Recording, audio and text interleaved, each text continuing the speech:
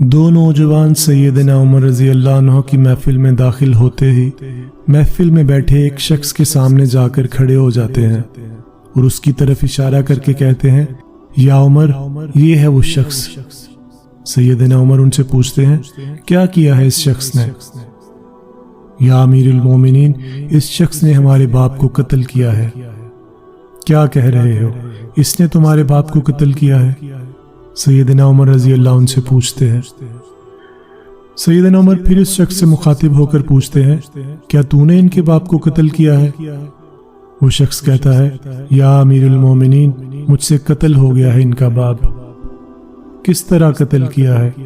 سیدنا عمر پوچھتے ہیں۔ یا عمر، ان کا باپ اپنے اونٹ سمیت میرے کھیت میں داخل ہو گیا تھا، میں نے منع کیا، باز نہیں آیا، تو میں نے ایک پتھر دے مارا جو سیدھا اس کے سر میں لگا اور وہ موقع پر مر گیا۔ پھر تو قصاص دینا پڑے گا، موت ہے اس کی سزا۔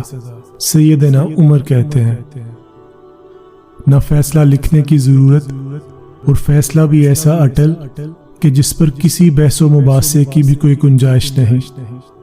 نہ ہی اس شخص سے اس کے کنبے کے بارے میں کوئی سوال کیا ہے، نہ ہی یہ پوچھا گیا کہ تعلق کس قدر شریف خاندان سے ہے، نہ ہی یہ پوچھنے کی ضرورت محسوس کی گئی کہ تعلق کسی معزز قبیلے سے تو نہیں، معاشرے میں کیا رتبہ یا مقام ہے۔ ان سب باتوں سے بھلا سیدنا عمر کو مطلب ہی کیا ہے؟ کیونکہ معاملہ اللہ کے دین کا ہو تو عمر پر کوئی بھی اثر انداز نہیں ہو سکتا، حتیٰ کہ سامنے عمر کا اپنا بیٹا ہی کیوں نہ قاتل کی حیثیت سے آ کھڑا ہو، قصاص تو اس سے بھی لیا جائے گا۔ وہ شخص کہتا ہے، اے امیر المومنین، اس کے نام پر جس کے حکم سے یہ زمین و آسمان قائم کھڑے ہیں، مجھے صحرا میں واپس اپنی بیوی بچوں کے پاس جانے دیجیے تاکہ میں ان کو بتاؤں کہ میں قتل کر دیا جاؤں گا۔ ان کا اللہ اور میرے سوا کوئی آسرا نہیں ہے، میں اس کے بعد واپس آ جاؤں گا۔ سیدنا عمر کہتے ہیں، کون تیری ضمانت دے گا کہ تو صحرا میں جا کر واپس بھی آ جائے گا؟ مجمع پر ایک خاموشی چھا جاتی ہے۔ کوئی بھی تو ایسا نہیں ہے جو اس کا نام تک بھی جانتا ہو۔ اس کے قبیلے، خیمے یا گھر وغیرہ کے بارے میں جاننے کا معاملہ تو بات کی بات ہے۔ کون ضمانت دے اس کی؟ کیا یہ 10 درہم کے ادھار یا زمین کے ٹکڑے یا کسی اونٹ کے سودے کی ضمانت کا معاملہ ہے؟ ادھر تو ایک گردن کی ضمانت دینے کی بات ہے جسے تلوار سے اڑا دیا جانا ہے۔ اور کوئی ایسا بھی تو نہیں جو اللہ کی شریعت کی تنفیذ کے معاملے پر عمر سے اعتراض کرے، یا پھر اس شخص کی سفارش کے لیے ہی کوئی کھڑا ہو جائے، اور کوئی ہو بھی نہیں سکتا جو سفارشی بننے کی سوچ سکے۔ محفل میں موجود صحابہ پر ایک خاموشی سی چھا گئی۔ اس صورتحال سے خود حضرت عمر بھی متاثر ہیں، کیونکہ اس شخص کی حالت نے سب کو ہی حیرت میں ڈال کر رکھ دیا ہے۔ کیا اس شخص کو واقعی قصاص کے طور پر قتل کر دیا جائے اور اس کے بچے بھوکے مرنے کے لیے چھوڑ دیے جائیں، یا پھر اس کو بغیر ضمانتی کے واپس جانے دیا جائے؟ واپس نہ آیا تو مقتول کا خون رائے گاں جائے گا۔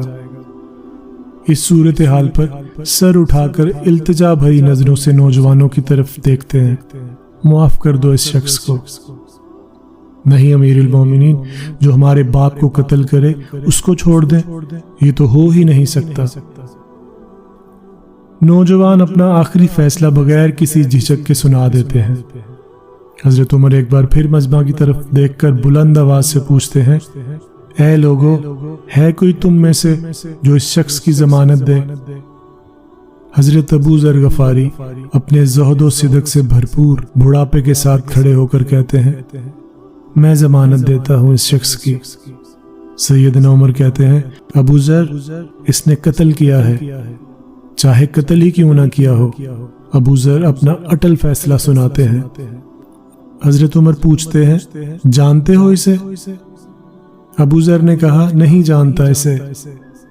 حضرت عمر نے کہا، تو پھر کس طرح ضمانت دے رہے ہو؟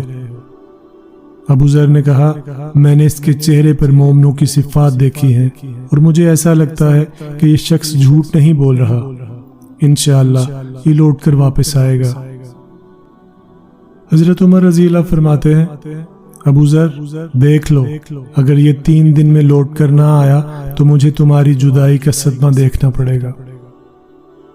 امیر المومنین پھر اللہ مالک ہے۔ ابو ذر اپنے فیصلے پر ڈٹے ہوئے جواب دیتے ہیں۔ سیدنا عمر رضی اللہ سے 3 دن کی مہلت پا کر وہ شخص رخصت ہو جاتا ہے۔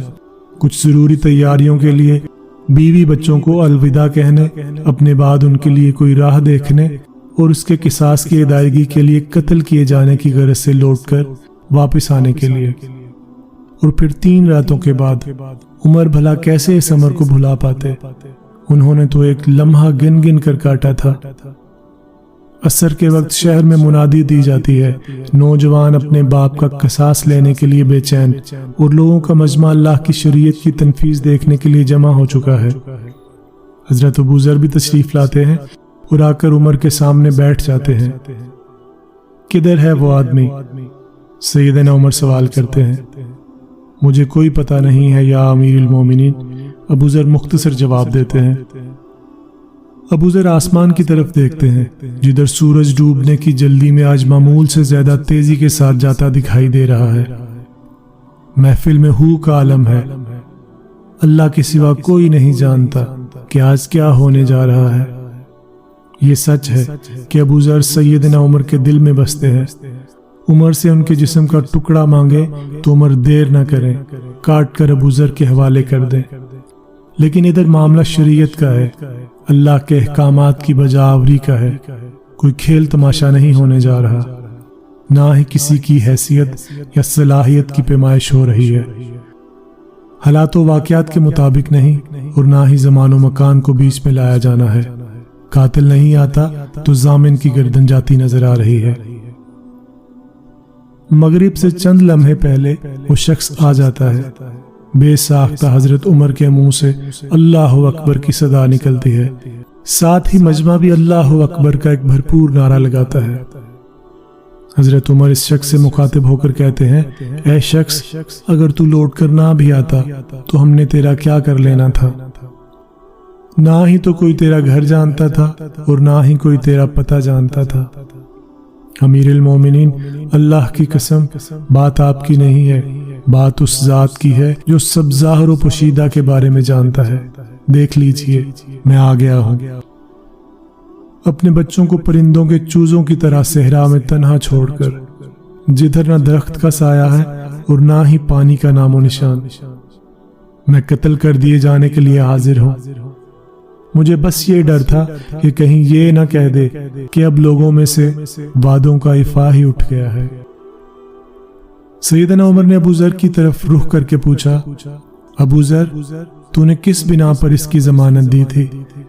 ابو ذر نے کہا، اے عمر، مجھے اس بات کا ڈر تھا کہیں کوئی یہ نہ کہہ دے کہ اب لوگوں سے خیر ہی اٹھا لی گئی ہے۔ سیدنا عمر نے ایک لمحے کے لیے توقف کیا اور پھر ان دونوں نوجوانوں سے پوچھا کہ کیا کہتے ہو اب؟ نوجوانوں نے روتے ہوئے جواب دیا، اے امیر المومنین، ہم اس شخص کی صداقت کی وجہ سے اسے معاف کرتے ہیں۔ ہمیں اس بات کا ڈر ہے کہ کہیں کوئی یہ نہ کہہ دے کہ اب لوگوں میں سے عفو و درگزر ہی اٹھا لیا گیا ہے۔ سیدنا عمر اللہ اکبر پکار اٹھے اور آنسو ان کی داڑھی کو تر کرتے نیچے گر رہے تھے۔ اے نوجوانوں، تمہاری عفو و درگزر پر اللہ تمہیں جزائے خیر دے۔ اے ابو ذر، اللہ تجھے اس شخص کی مصیبت میں مدد پر جزائے خیر دے، اور اے شخص، اللہ تجھے اس وفائے عہد و صداقت پر جزائے خیر دے۔